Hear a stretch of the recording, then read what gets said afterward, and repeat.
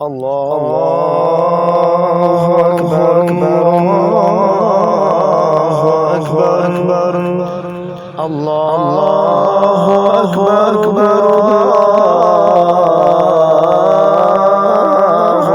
اکبر۔ دو چیزیں اگر زندگی کے اندر آ جائیں، دو چیزیں اگر زندگی کے اندر آ جائیں، اللہ کی عزت کی قسم ہے مایوسی سے بھی نکل جائیں گے اور زندگی بڑی خوشگوار ہو جائے گی۔ ایک چیز، اللہ کے اوپر ہمیشہ اچھا گمان رکھے۔ کیا گمان ہے؟ کہ اللہ مجھ سے محبت کرتا ہے، اللہ مجھ سے محبت کرتا ہے۔ ایک ماں اپنے بچے کو تکلیف کے اندر نہیں دیکھ سکتی تو ایک اللہ جو خالق ہے، جو ہمارا خالق ہے، وہ ہمیں تکلیف کے اندر کیسے رکھ سکتا ہے؟ میرے محترم بھائیو، ساری چیزوں سے آپ انشاءاللہ نکل جائیں گی، پریشانیوں سے، آزمائشوں سے، فتنوں سے، الجھنوں سے، دل کی تنگی سے، ہر چیز سے آپ نکل جائیں گے جب اللہ کی ذات کے بارے میں آپ کا فیصلہ یہ ہوگا کہ میرا اللہ جو بھی میرے ساتھ کرتا ہے اچھا ہی کرتا ہے۔ پھر انشاءاللہ آپ کبھی غم زدہ نہیں ہوں گے۔ آج کا خطبہ جمعۃ المبارک، اس کا عنوان اور موضوع بڑا ہی اہم ہے۔ انشاءاللہ العزیز بڑی ہی خوبصورت احادیث جو انشاءاللہ بڑی ایمان افروز ہیں اور بڑے ہی کچھ خوبصورت واقعات انشاءاللہ سن کر آپ کا ایمان تازہ ہوگا۔ میں اللہ سے دعا کرتا ہوں اللہ تعالی مجھے حق سچ بیان کرنے کی توفیق عطا فرمائے، اور اس کے بعد سمیت میرے اللہ تعالی ہم سب کو اس کے اوپر عمل کرنے کی توفیق عطا فرمائے۔ بڑا ہی مختصر وقت ہے، آپ سے گزارش ہے کہ دل جمی کے ساتھ، پورے انہماک کے ساتھ، توجہ کے ساتھ بات سنیں، انشاءاللہ سمجھ آئے گی۔ اللہ سے دعا ہے اللہ کما کو بیان کرنے کی توفیق عطا فرمائے۔ سورہ صافات ہے، آیت نمبر 87 ہے۔ اللہ تعالیٰ اس کے اندر فرماتے ہیں، بڑی مختصر آیت ہے، اللہ فرماتے ہیں فما اظنکم برب العالمین، جو تمام جہانوں کا رب ہے، اس رب کے بارے میں تمہارا کیا گمان ہے؟ تم اس کے بارے میں کیا خیال کرتے ہو، کیا سوچتے ہو؟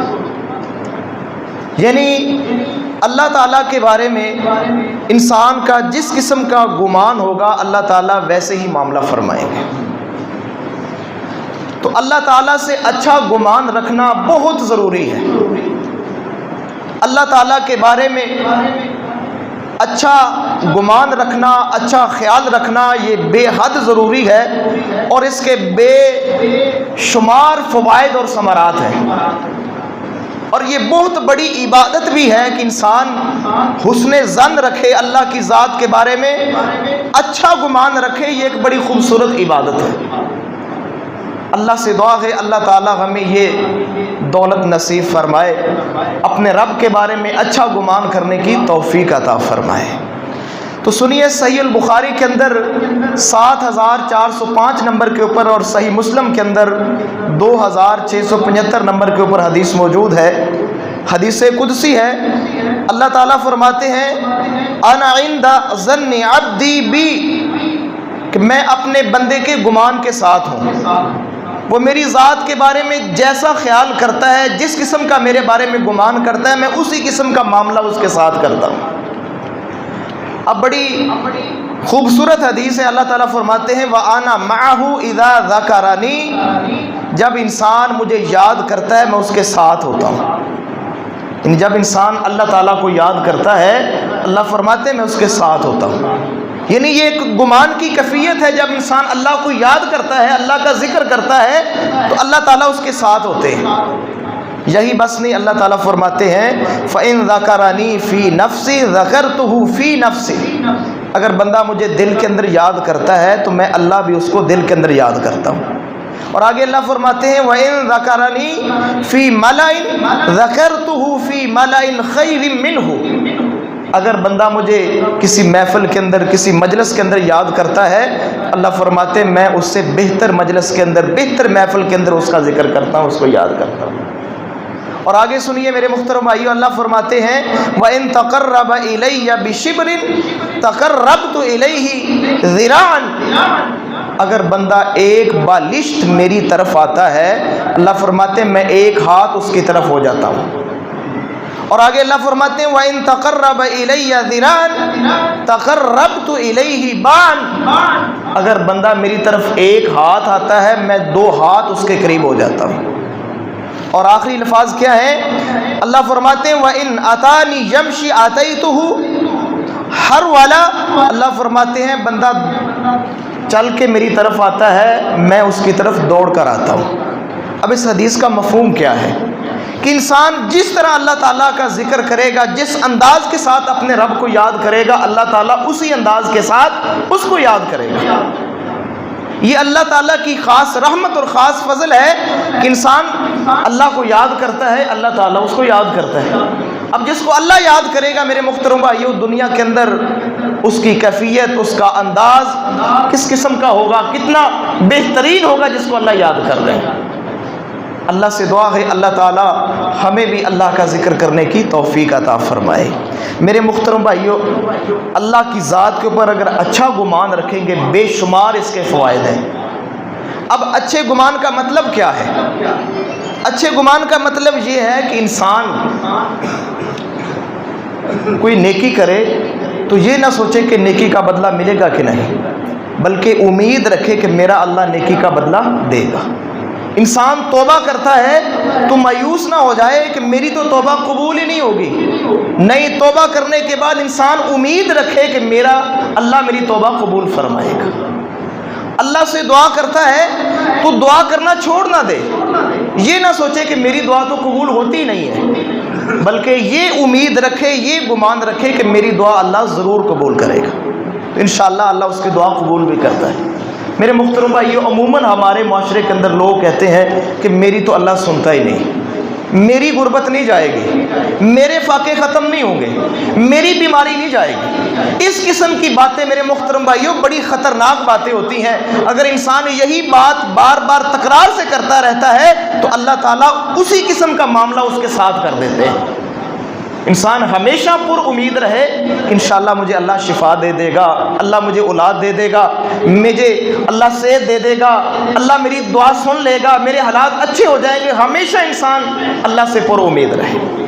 اور میرے محترم بھائیو، 2 چیزیں اگر زندگی کے اندر آ جائیں، 2 چیزیں اگر زندگی کے اندر آ جائیں، اللہ کی عزت کی قسم ہے مایوسی سے بھی نکل جائیں گے اور زندگی بڑی خوشگوار ہو جائے گی. ایک چیز، اللہ کے اوپر ہمیشہ اچھا گمان رکھے. کیا گمان ہے؟ اللہ مجھ سے محبت کرتا ہے، اللہ مجھ سے محبت کرتا ہے. ایک ماں اپنے بچے کو تکلیف کے اندر نہیں دے سکتی، نہیں دیکھ سکتی، تو ایک اللہ جو خالق ہے، جو ہمارا خالق ہے، وہ ہمیں تکلیف کے اندر کیسے رکھ سکتا ہے؟ تو اپنے رب کے بارے میں یہ گمان رکھے کہ میرا رب مجھ سے محبت کرتا ہے. میرے جس قسم کے حالات ہیں، میرے ساتھ جو بھی اللہ کر رہا ہے، اس کی کیفیت سمجھ آئے یا نہ آئے، ہمیشہ بندہ سوچے کہ میرے ساتھ میرا معاملہ میرا اللہ اچھا ہی کر رہا ہے. اور دوسری بات یہ ہے کہ انسان اللہ کی ذات کے اوپر یقین رکھے. یقین جیسے اندھا دھند یقین ہوتا ہے کہ میرے اللہ سارے دروازے تو نہیں کھولنے، سارے دروازوں کا، سارے وسائل کا، اختیارات کا مالک تو ہے. میں نے تجھ سے مانگنا ہے اور میں تجھ سے پوری طرح پر امید ہوں کہ اللہ تو راستے کھول دے گا. میرے محترم بھائیو، 2 چیزیں اگر دنیا کے اندر انسان کے دل کے اندر آ گئی کہ اللہ کے اوپر اچھا گمان رکھنا ہے اور اللہ کی ذات کے اوپر اندھا دھند یقین رکھنا ہے، اللہ کی عزت کی قسم ہے زندگی بھی خوشگوار ہو جائے گی. ہر مایوسی سے، پریشانی سے انسان نکل جاتا ہے. اللہ سے دعا ہے اللہ تعالیٰ اچھا گمان رکھنے کی توفیق عطا فرمائے. میرے محترم بھائیو، ابن حبان کے اندر 634 نمبر کے اوپر اور 633 نمبر کے اوپر حدیث موجود ہے. اللہ فرماتے ہیں انا عند ظن عبدی بی فلیظن بی ما شاء، کہ میں اپنے بندے کے ساتھ اس کے گمان کے ساتھ ہوں. جس قسم کا وہ میرے بارے میں گمان کرتا ہے اسی قسم کا معاملہ میں اس کے ساتھ کرتا ہوں. اب اللہ فرماتے ہیں اب اس کو جس طرح کا جی چاہے وہ گمان رکھے. اچھا گمان رکھے گا تو انشاءاللہ اچھا پائے گا، برا گمان رکھے گا تو پھر برائی ہے. اللہ سے دعا ہے اللہ اچھا گمان نصیب فرمائے. ایک بڑا خوبصورت واقعہ میں سن رہا تھا، ایک محترم تھے بڑا خوبصورت واقعہ بیان کر رہے تھے کہ ایک عرابی تھا، اس سے کسی بندے نے کہا کہ تو نے مر جانا ہے. اس نے کہا کہ جب میں مر جاؤں گا تو کہاں جاؤں گا؟ اسے کہا گیا جب تو مر جائے گا تو اپنے رب کے پاس پہنچ جائے گا. اب وہ اعرابی مسکرانے لگا، خوش ہونے لگا اور کہتا ہے کہ اللہ کے بندے، آج سے جتنی مجھے خیر ملی ہے، آج تک جتنی خیر ملی ہے ساری خیر اللہ ہی سے تو ملی ہے، تو اگر میں مرنے کے بعد اپنے رب کے پاس چلا جاؤں گا تو میرا اللہ مجھے خیر ہی دے گا. یعنی کہ اچھا گمان ہے، کتنا زبردست گمان ہے اور کتنا زبردست اللہ کے اوپر یقین ہے، اللہ کے ساتھ تعلق ہے کہ مرنے کے بعد اللہ کے پاس جانا ہے تو ڈر کس بات کا؟ دنیا کے اندر بے شمار خیر سے نوازا ہے، جب اللہ کے پاس جائیں گے تو اللہ خیر کا ہی معاملہ فرمائے گا. تو میرے محترم بھائیوں، یہ خوش قسمت لوگ ہوتے ہیں جو اس قسم کا گمان رکھتے ہیں اپنے رب سے. لیکن ایک میرے محترم بھائیوں یاد رکھیں، اچھا گمان رکھنے کا مطلب یہ نہیں ہے کہ انسان گناہ کے اوپر دلیر ہو جائے اور جرت کے ساتھ گناہ پہ گناہ ہی کرتا جائے اور رسمی طور پر کہے کہ یہ اللہ بڑا غفور الرحیم ہے، اللہ بڑا معاف کرنے والا ہے. نہیں، یہ ناپسندیدہ ترین بات ہے. اللہ نے اچھے گمان کو نیک اعمال کے ساتھ جوڑا ہے. انسان توبہ کرے تو امید رکھے میری توبہ قبول ہو جائے گی.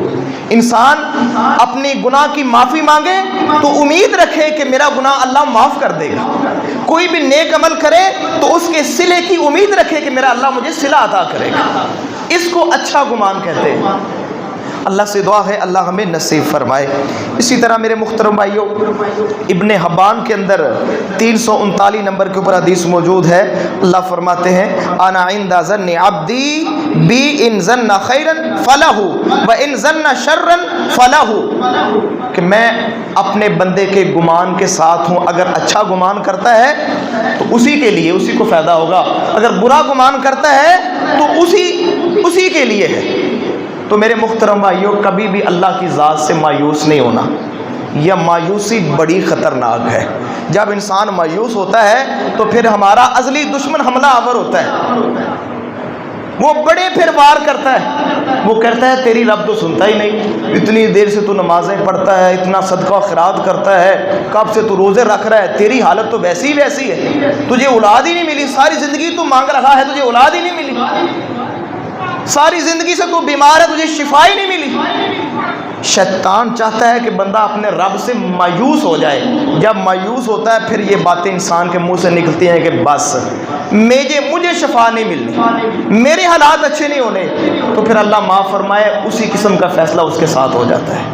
تو میرے محترم بھائیوں، مایوس نہیں ہونا یہ بڑا خطرناک وار ہے، اور شیطان بڑے طریقے کے ساتھ انسان کے اوپر حملہ آور ہوتا ہے.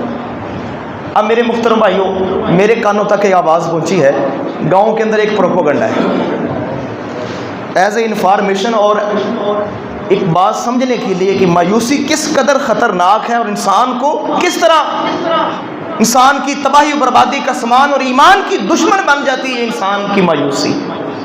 کسی آدمی، کچھ لوگوں نے مجھے میرے کانوں تک یہ بات پہنچائی ہے، جس شباز جٹ جو سانگلہ ہے، اس کی بیٹی بیمار ہے، کافی دیر سے بیمار ہے اور کافی ان کے اخراجات ہیں. تو یہ بات واضح کی جا رہی کہ اس نے وہ علم لگنے سے روکا تھا، تو اس لیے آج اس کے ساتھ یہ کیفیت بن رہی ہے. اس نے وہ علم نہیں لگنے دیا تو اب اس کے ساتھ یہ کیفیت بن رہی ہے کہ اس کا گھر کا یہ معاملہ ہو رہا ہے. میرے محترم بھائیوں، یہ سب سے بڑا خطرناک ترین وار ہے شیطان کا. اب میرے محترم بھائیوں، اللہ نہ کرے اگر ایمان کی کیفیت نرم ہو گئی، ایمانی لیول کم ہو گیا، تو پھر انسان شرک تک، اللہ تعالیٰ کے ساتھ شرک تک پہنچ جائے گا اور یہی سمجھے گا کہ واقعی میں نے یہ کام نہیں کرنے دیا تو اس لیے میرے ساتھ یہ معاملہ ہے. میرے محترم بھائیوں، یہ بڑی خطرناک ترین باتیں ہیں، ایسی کچھ حقیقت نہیں ہے. قرآن پڑھ کے دیکھے، جناب ایوب علیہ السلام کی بیماری کا ذکر ہے، کتنا عرصہ بیمار رہے. تو بندہ سوچے کیا انہوں نے پھر کیا کیا تھا، ان کو ہم کیا کہیں گے. نبی علیہ السلام کو مکے سے نکلنا پڑا، آپ کی بیٹیوں کو طلاق ہوئی، آپ کو طائف کے میدان کے اندر لہو لہان ہونا پڑا، لیکن پھر آپ کو ہم کیا کہیں گے؟ نہیں میرے محترم بھائیو، یہ باتیں بڑی خراب باتیں ہیں، بڑی خطرناک باتیں ہیں، کبھی بھی اللہ کی رحمت سے مایوس نہیں ہونا چاہیے۔ یہ بیماریاں یہ اللہ تعالیٰ کی طرف سے ہے، یہ آزمائش ہوتی ہے، یہ انسان کو سدھرنے کا موقع دیتی ہے، انسان کو اپنی اصلاح کا موقع دیتی ہے۔ ان بیماریوں سے انسان کے درجات کے اندر اضافہ ہوتا ہے، انسان کے گناہ معاف ہوتے ہیں۔ یہ اللہ کی طرف سے امتحان اللہ کے نیک بندوں کے اوپر آتے ہیں، جو جتنا زیادہ اللہ کے قریب ہوتا ہے اللہ اس کو آزماتا ہے۔ اب میرے محترم بھائیو، ابراہیم علیہ السلام کو اللہ نے کس انداز سے آزمایا، کتنے امتحان آئے، حتیٰ کہ ان کو آگ کے اندر پھینک دیا گیا۔ آپ کو بندہ وہاں پر سوچتا کتنا اللہ کا پیارا ہے، اللہ کی توحید کا اعلان کرتا ہے، اپنا گھر بار چھوڑا ہے، اپنے ماں باپ چھوڑے ہیں، اللہ کی توحید کے لیے سب کچھ قربان کیا ہے، تو آج آگ کے اندر اس کو پھینک دیا گیا ہے۔ تو پھر کیا انسان اس کے بارے میں بھی کوئی بدگمانی کرے گا، کوئی برا خیال کرے گا؟ نہیں میرے محترم بھائیو، یہ بات بالکل غلط ہے۔ کبھی بھی انسان کو مایوس نہیں ہونا چاہیے۔ ہاں البتہ انسان سوچے، کوئی آزمائش آ جائے، کوئی پریشانی آ جائے، تو انسان یہ سوچے کہیں فرائض کے اندر تو کمی نہیں، اللہ تعالیٰ کی اطاعت کے اندر، بندگی کے اندر تو کمی نہیں، یہ بدعات اور خرافات اس کی طرف انسان نہ جائے، بلکہ یہ سوچے کہ میں نے کبھی نماز پڑھی نہیں، میں نے کبھی روزہ نہیں رکھا، کبھی زکوٰۃ ادا نہیں کی، جتنے فرائض ہیں جو اللہ نے فرض کیے ہیں ان کے اوپر تو کبھی کسی نے بات نہیں کی، کبھی خیال نہیں آیا۔ لیکن میرے محترم بھائیو، ایک بدعت کے اوپر یہ پورا پروپوگنڈا ہے گاؤں کے اندر کہ اس کے ساتھ یہ معاملہ اسی وجہ سے پیش آیا۔ نہیں میرے محترم بھائیو، یہ بڑی غلط بات ہے اور یہ شیطان کا وار ہے۔ یقین جانیے اللہ تعالیٰ ان کی حفاظت فرمائے، ان کے ایمان کی اللہ حفاظت فرمائے۔ سب سے بڑا خطرناک وار یہ ہے جب انسان اللہ سے مایوس ہو جاتا ہے، اور یاد رکھیے جو اللہ سے اچھا گمان رکھتا ہے وہ کبھی مایوس نہیں ہوتا، وہ ہمیشہ پر امید رہتا ہے۔ اب سنیے میرے محترم بھائیو، صحیح بخاری کے اندر 3653 نمبر کے اوپر اور صحیح مسلم کے اندر 2381 نمبر کے اوپر واقعہ موجود ہے۔ سیدنا ابو بکر صدیق بیان کرتے ہیں کہ جب ہم غار کے اندر تھے، مکے سے نکلے، اللہ کے نبی بھی ساتھ ہیں، پیارے ابو بکر بھی ساتھ ہیں، غار کے اندر چھپے ہوئے ہیں، کفار مکہ ان کا تعاقب کر رہے ہیں، ان کا پیچھا کر رہے ہیں، ان کو تلاش کر رہے ہیں۔ تو پیارے ابو بکر بیان کرتے ہیں، قلت للنبی صلی اللہ علیہ وسلم، کہتے ہیں کہ جب وہ کفار مکہ تلاش کرتے کرتے ہماری غار تک آ گئے اور فرماتے ہیں میں نے اللہ کے نبی سے کہا وَأَنَا فِي الْغَارِ لَوْ أَنَّ أَحَدَهُمْ نَظَرَ تَحْتَ قَدَمَيْهِ لَأَبْصَرَنَا۔ پیارے ابو بکر کہتے ہیں رضی اللہ تعالیٰ عنہ کہ میرے نبی اگر کفار مکہ نے اپنے قدموں کی طرف دیکھ لیا نا تو ہم نے ان کو نظر آ جانا ہے، یعنی اتنا قریب آ گئے، اتنے نزدیک آ گئے کہ پیارے ابو بکر فرماتے ہیں کہ اگر وہ ہمیں وہ نیچے دیکھ لیتے تو ہم ان کو نظر آ جاتے۔ اب میرے محترم بھائیو، جناب محمد الرسول اللہ صلی اللہ علیہ وسلم کیا فرماتے ہیں، بڑا خوبصورت بیان دیا، بڑی خوبصورت بات بیان کی، اور ہائی لیول کے اوپر ہے، اچھے گمان کے ہائی لیول کے اوپر ہے۔ اللہ کے نبی فرماتے ہیں فقال ما ظنک یا ابا بکر بسنین اللہ ثالثہما، ابو بکر تیرا ان دونوں کے باروں میں کیا خیال ہے، ان دونوں کے بارے میں کیا خیال ہے جن کے ساتھ تیسرا اللہ ہے۔ معلوم ہے جہاں وسائل ختم ہو جائیں، بچنے کی کوئی صورت نظر نہ آ رہی ہو، کوئی صورت نظر نہ آ رہی ہو، وہاں پر بھی انسان کو پر امید رہنا چاہیے۔ جو پر امید رہتا ہے اللہ تعالیٰ اس کی ضرور حفاظت کرتا ہے۔ اب اللہ کے نبی گھبرائے نہیں کہ وہ تلاش کرنے والے، وہ ہمارے جانی دشمن جنہوں نے اتنے انعام رکھے ہیں کہ جہاں پر بھی اللہ کے نبی ملیں، پیارے ابو بکر ملیں، ان کے سر قلم کر دیے جائیں، ان کو گرفتار کر لیا جائے۔ پورا مکہ ایکٹیو ہے، لیکن میرے نبی اتنے پر امید ہیں، پر یقین ہیں، فرماتے ہیں ابو بکر تم کیا سوچ رہے ہو، جن کے ساتھ تیسرا اللہ ہو تمہارا ان کے بارے میں کیا خیال ہے، کیا گمان ہے ان کے بارے میں؟ تو معلوم ہوا میرے محترم بھائیو، وسائل اگر نہ بھی پاس ہوں، کوئی بچنے کی صورت نظر نہ آ رہی ہو، کوئی صورت نہ بھی بن رہی ہو، وہاں پر بھی انسان اللہ سے پر امید رہے کہ میرا اللہ ضرور یہاں مدد کرے گا۔ اور یقیناً اللہ تعالیٰ نے پھر مدد کی۔ وہ پہنچ تو گئے تھے لیکن اللہ کے نبی کی ذات کو نہ دیکھ سکے۔ اللہ کے نبی کو اللہ نے سرخرو فرمایا۔ تو میرے محترم بھائیو، بڑے خوبصورت یہ واقعات ہیں، ان کو سمجھنا چاہیے اور ہمیشہ اپنے رب سے پر امید رہے، کبھی بھی اللہ سے مایوس نہ ہو۔ کوئی بات نہیں میرے محترم بھائیو، اگر اولاد نہیں ملی تو کوئی بات نہیں، یہ اللہ کی مرضی ہے، اس کا فیصلہ ہے۔ کتنے انبیاء گزرے ہیں، ساری زندگی اللہ سے اولاد مانگتے رہے، اللہ نے نہیں دی۔ اگر بیماری کے اندر ہیں یا حالات کے کچھ حالات تنگ ہیں، پریشان ہیں، پشیمانیوں کے اندر ہیں، تو غم زدہ نہیں ہونا چاہیے، ہمیشہ اللہ کی ذات کے اوپر یاد رکھیے میرے محترم بھائیو، اس بندے کی زندگی خوشگوار ہوتی ہے جو جتنا زیادہ شکر کرتا ہے، جتنی شکر گزاری کا وہ اس کا لیول جتنا زیادہ ہوگا، اتنا اس کی زندگی کے اندر غم، پریشانیاں، مشکلات نکل جائیں گی، وہ بڑی خوشگوار زندگی گزار رہا ہوگا۔ جتنا زیادہ وہ سوچے گا کہ میرے پاس یہ نہیں، مجھے فلاں چیز نہیں ملی، میرے پاس فلاں چیز کی کمی ہے، جتنا زیادہ سوچے گا، جس قدر بدگمان ہوتا جائے گا اللہ کی ذات کے اوپر، کعبہ کے رب کی قسم ہے، اتنا زیادہ پریشانیوں کے اندر، آزمائشوں کے اندر، فتنوں کے اندر گرتا جائے گا، جتنا زیادہ بدگمان ہوگا۔ تو کبھی بھی میرے محترم بھائیو اللہ کی ذات سے مایوس نہیں ہونا چاہیے۔ جناب محمد الرسول اللہ صلی اللہ علیہ وسلم کے پاس ایک دیہاتی آیا، صحیح بخاری کے اندر ہے، 6165 نمبر کے اوپر حدیث موجود ہے۔ ایک دیہاتی آیا اور آ کر کہتا ہے، اللہ کے نبی ہجرت کے بارے میں آپ کی کیا رائے ہے؟ اصل اس کی نیت تھی ہجرت کرنا، یعنی وہ بڑی دور سے آیا تھا، غالباً سمندر کا راستہ پار کر کے اللہ کے نبی کے پاس آیا، اس کا ارادہ تھا کہ میں ہجرت کر لوں۔ میرے نبی فرماتے ہیں کہ وہی حق ان نشأن الحجرۃ الشدید، کہ اللہ کے بندے آپ پر افسوس ہے، تو ہجرت کو معمولی سمجھتا ہے، ہجرت تو بڑی مشکل ہے، اتنی دور سے آنا اور سمندر عبور کر کے آنا یہ بہت مشکل کام ہے۔ اللہ کے نبی اس سے سوال کرتے ہیں کہ تیرے پاس اونٹ ہیں؟ وہ کہتا ہے جی میرے پاس اونٹ ہیں۔ آپ فرماتے کیا ان اونٹوں کی تو زکوٰۃ ادا کرتا ہے؟ کہتا ہے اللہ کے نبی ہاں میں زکوٰۃ ادا کرتا ہوں۔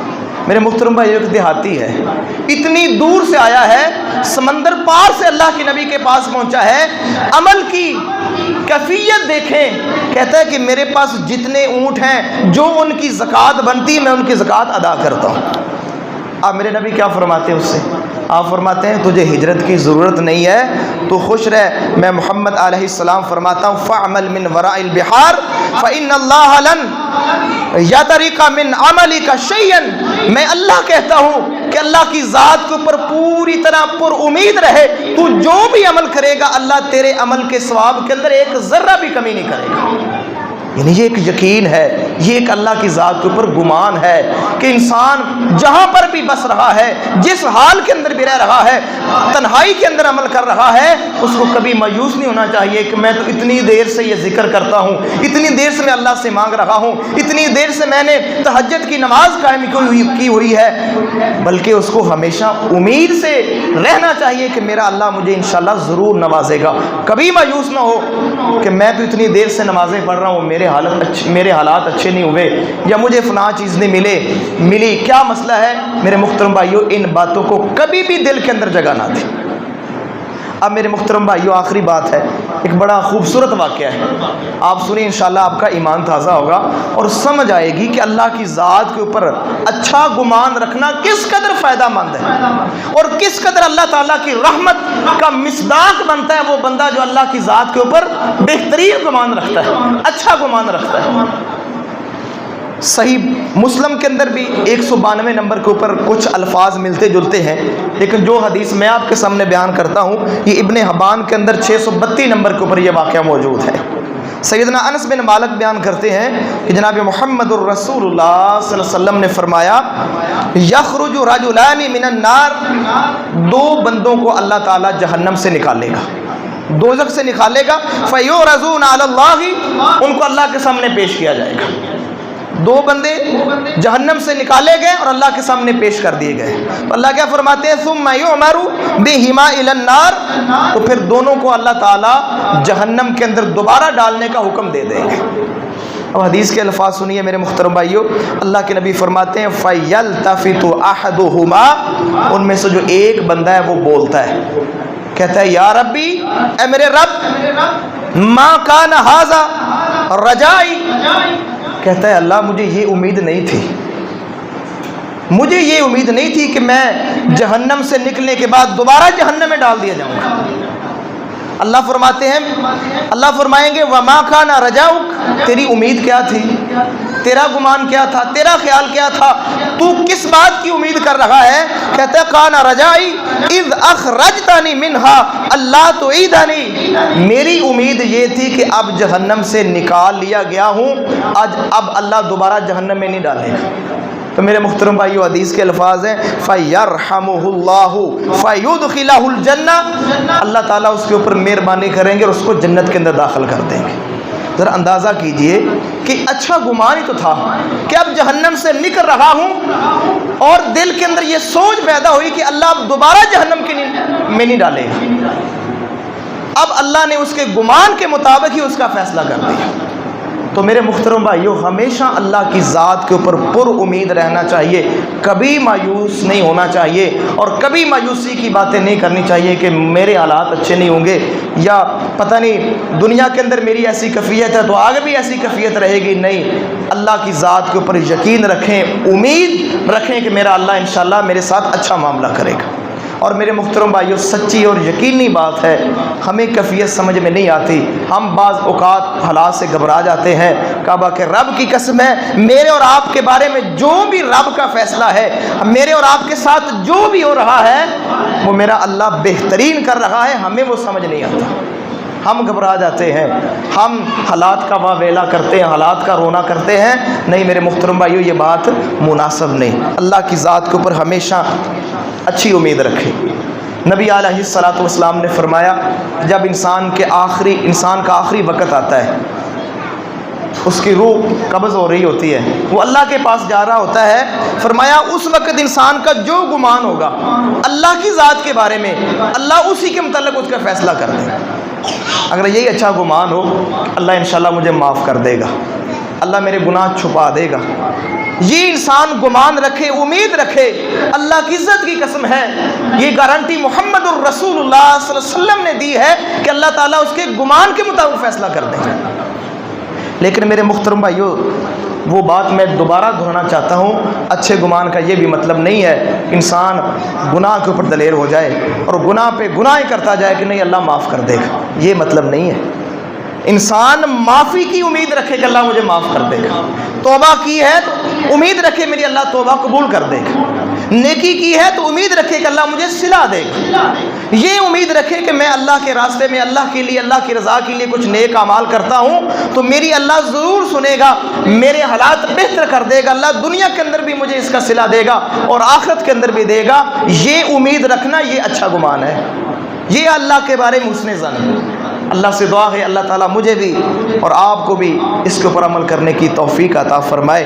میرے محترم بھائیو، ساری چیزوں سے آپ انشاءاللہ نکل جائیں گی، پریشانیوں سے، آزمائشوں سے، فتنوں سے، الجھنوں سے، دل کی تنگی سے، ہر چیز سے آپ نکل جائیں گے جب اللہ کی ذات کے بارے میں آپ کا فیصلہ یہ ہوگا کہ میرا اللہ جو بھی میرے ساتھ کرتا ہے اچھا ہی کرتا ہے، پھر انشاءاللہ آپ کبھی غم زدہ نہیں ہوں گے۔ جناب محمد الرسول اللہ صلی اللہ علیہ وسلم کی گود مبارک کے اندر آپ کا لال، آپ کا پیارا بیٹا ابراہیم اللہ کے پاس جا رہے ہیں۔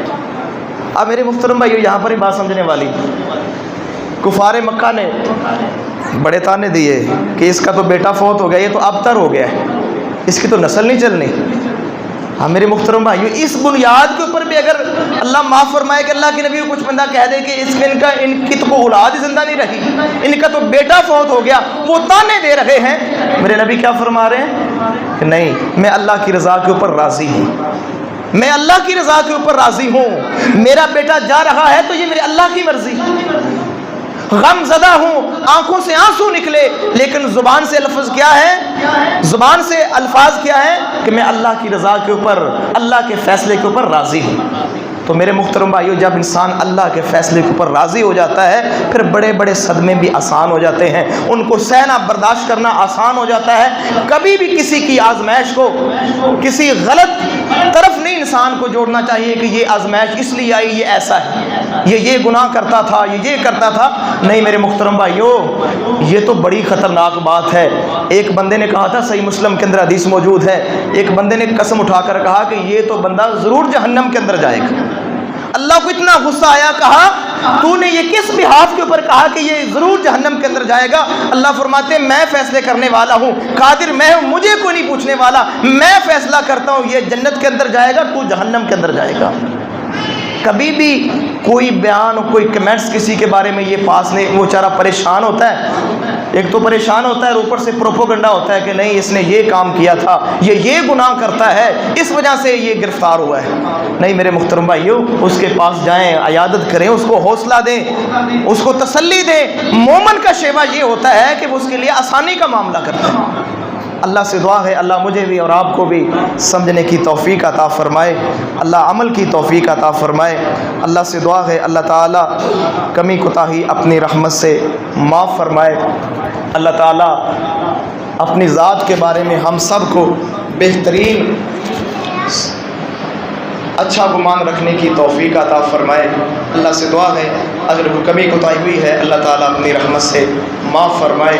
وما توفیقی الا باللہ علیہ توکلت و الیہ انیب۔